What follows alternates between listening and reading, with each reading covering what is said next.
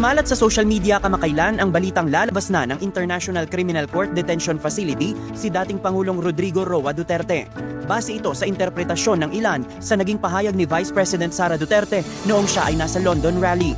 Ngunit ang impormasyong ito, pinabulaanan mismo ni Vice President Sara Duterte. Nilinaw niya ito sa isang panayam sa The Hague, Netherlands kahapon, July 28 matapos niyang bisitahin ang dating Pangulo. Alam naman natin lahat at nakikita natin sa ICC website yung schedule ng kanyang kaso at makikita natin na walang schedule ng hearing ng release at ang meron lang schedule ay yung kanyang trial proper. Sa ngayon, maayos naman anya ang kalagayan ng dating Pangulo. Very good, very happy ang mood ni President Duterte.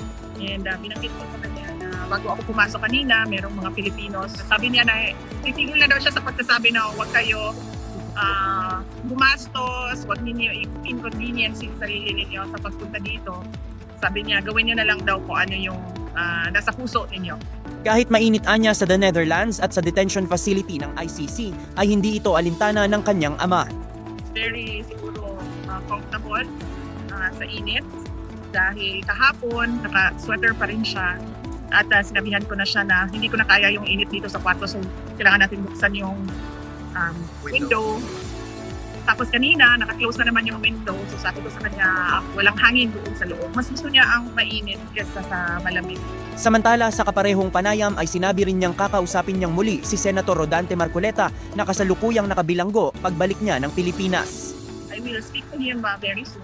Pagbalik ko ng Pilipinas, kailangan ko mas-schedules na pagbisita sa mga politicians and mga individuals na nagsusuporta ng mga politicians na nasa detention. Na mas mababa pa umano sa minimum wage. Maraming mga pasyenteng nakatoka sa iisang nurse at kawalan ng sapat na benepisyo. Ilan yan sa mga nais tugunan sa pagtalakay ng House Committee on Health sa mga panukalang batas na naglalayong amyendahan ang Magna Carta for Public Workers.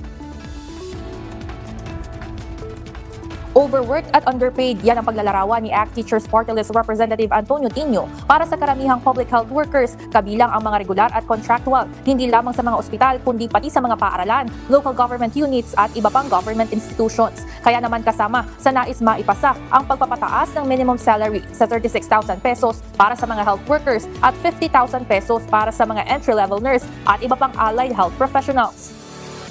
Personal na pinangasiwaan ni Violeta Constantino, dating branch manager ng Land Bank of the Philippines Shaw Boulevard Branch, yung encashment ng 4 na cheque ng confidential funds ng opisina ni Vice President Sara Duterte. Siya yung unang testigo ng prosekusyon para dito sa article of impeachment laban kay VP Duterte na confidential funds misuse, misappropriation at irregular appropriation o irregular liquidation.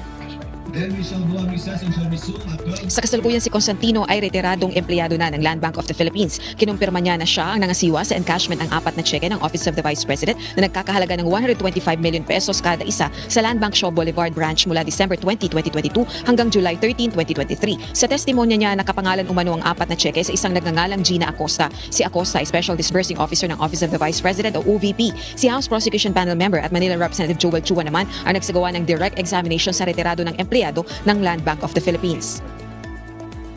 Hindi na nagsagawa ng cross-examination ng Defense Counsel ni VP Duterte kay Constantino at ang mga Senator Judge na ang nagtanong sa dating Land Bank Shaw Boulevard Branch Manager. Batay sa akusasyon ng prosecution team, mali ang paggamit ng 100 milyong pisong halaga ng confidential funds ng OVP at Department of Education ng si VP Duterte pa ang kalihim nito. Pero iginigiit ng kampo ni VP Duterte wala itong personal gain sa confidential funds ng OVP at DepEd. Dagdag pa ng depensa, hindi pa pinal ang desisyong notice of disallowance ng Commission on Audit o COA kaugnay ng Confi funds. Samantala, inaasahan ding ipepresenta ng prosecution ngayong araw ang isa pa nilang testigo, dati ring Land Bank DepEd Branch Manager na si Nanita Campuzano.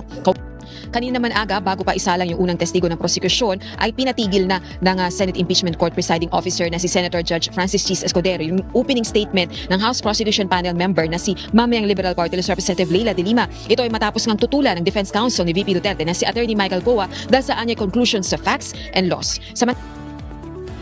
Hiniling ni Senator Rodante Marcoleta sa pamamagitan ng isang manifestation na isumite sa Senado na pagbigyan siya at si Senator Jinggoy Estrada na makalahok sa mga pagdinig ng Senate Impeachment Court. Ito ay sa kabila ng kanilang pagkakapilit sa New Quezon City Jail, bunsod ng mga kinahaharap na kaso. Ayon kay Senator Marcoleta, hindi na babawasan ang bilang ng Senator Judges dahil lamang sa kanyang detensyon. Kaya nananatili aniya ang kanyang tungkulin sa isinasagawang paglilitis. Ang pagkakakulong ko dito, hindi nangangahulugan na nabawasan na yung number ng 24 na senador ng ating bansa. Nananatili yun. At kahit kailan, hindi yun ma-alter. Pwede lang palitan yung 24 kapag may namatay, kapag may nag-resign, o napatuloy na hindi niya na kayang tukdi ng kanyang tungkulin. Maliban sa tatlo na yun, wala na. So nananatiling bilang ng Senado 24. Giit pa ng senador, nasa Senado ang responsibilidad na maghanap ng legal na paraan upang makalahok sila sa impeachment proceedings kahit sila ay nasa pilitan. Sinaid ko lahat ang mga legal basis kung paano katungkulan ng Senado na humanap sila ng paraan para kami, kahit sa ganitong kalagayan, makasali kami sa isang ongoing impeachment process. Para kay Senator Marcoleta, politically motivated ang mga kasong isinampalaban sa kanya na ang layon aniya ay upang patahimikin siya. Respectfully, I believe that Senator Bato is fleeing unjustly because he cannot get justice. I believe Senator Jinggoy and Senator Marcoleta are political prisoners, and that if it wasn't weaponized, they will be able to at least go out on bail. So, Mr. President, these are things that we should talk about as a Senate. Dahil dito muling iginiit ng mambabatas na dapat payagang dumalo kahit sina Senator Estrada at Senator Marcoleta sa isinasagawang impeachment trial laban sa pangalawang Pangulo. Beyond politics, beyond emotions. Sabihin nyo na mali ako, but should they be allowed to attend the impeachment?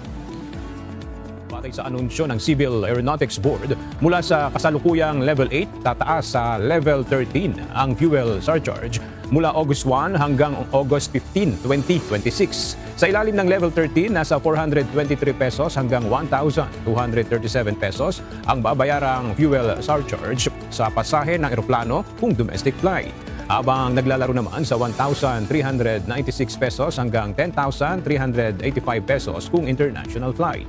Ang panibagong increase sa fuel surcharge ay bunsod pa rin ng hindi matapos-tapos na hidwaan sa pagitan ng US at Iran. Matapos ang ikalimang State of the Nation address ni Pangulong Ferdinand Marcos Jr., binigyan diin ng isang ekonomista at financial market analyst ang isang isyong dapat sanang tutukan ng pamahalaan upang mapalakas ang ekonomiya ng bansa. Ayon kay Professor Astro del Castillo, 90% sana sa nais nilang marinig sa sona ng Pangulo ay ang mas malinaw at agarang mga solusyon sa mga hamong pang-ekonomiya na patuloy na nakakaapekto sa paglago ng bansa. Very important talaga, noon pa namin tinatanong, ano yung resiliency plan ng government? Ano yung plan B natin? Every time na may crisis, ang dami nilang in-enumerate nung outset ng gera po. Pero maganda ba yung action plan nila? Unfortunately, again, ekonomista ko, sobrero ko, politics aside, isa tayo sa pinakamababa ang performance ng ating sariling pananalapi or ang ating peso. Isa tayo sa pinakamababang growth. Kaya nga po, kumbaga sa signal number 5 ang pinaka-highest, tingin po namin ang ekonomiya ay hinahampas sa signal number 4. No? Magandang tanghali aga, tatagal ang panahon ng kampanyahan sa September 12, 2026. 2 araw po yan bago ang halalan. At bukas na ay opisyal nang magsisimula ang 45 araw na campaign period kaugnay ng unang Bangsamoro Parliamentary Elections sa September 14. Paalala po ng COMELEC o Commission on Elections, bawal ang pamimigay ng mga mahahalagang bagay sa kampanya. Ito ay papatak na vote buying o pamimili ng boto. Bawal din ang pambabasto sa kampanya alinsunod sa anti-discrimination policy ng komisyon. Huwag gamitin ang state resources o pondo ng bayan sa pangangampanya. Ang paglabag sa mga prohibition na ito ay ground para kasuhan ang kandidato ng election offense at disqualification. Dagdag pa ng komisyon, positibo silang magiging mapayapa ang halalan sa Bangsamoro. 2 low pressure area ang minomonitor ngayon ng Pag-asa sa loob at labas ng Philippine Area of Responsibility. Ang isang LPA ay nasa ibabaw ng Baaw Camarines Sur. Habang ang LPA naman na nasa labas ng PAR ay nasa layong 1,580 kilometers sa silangan ng Eastern Visayas. Mayroon naman itong parehas na kategoryang unlikely para mabuo bilang bagyo sa loob ng 24 oras. Sa patuloy na pagsisikap na mailigtas ang mga apektado ng lindol. Naglunsad ng multiple ballistic missiles ang Islamic Revolutionary Guard Corps mula sa Iran kahapon. target ng pag-atake ang mga puwersa ng Estados Unidos sa gitnang silangan.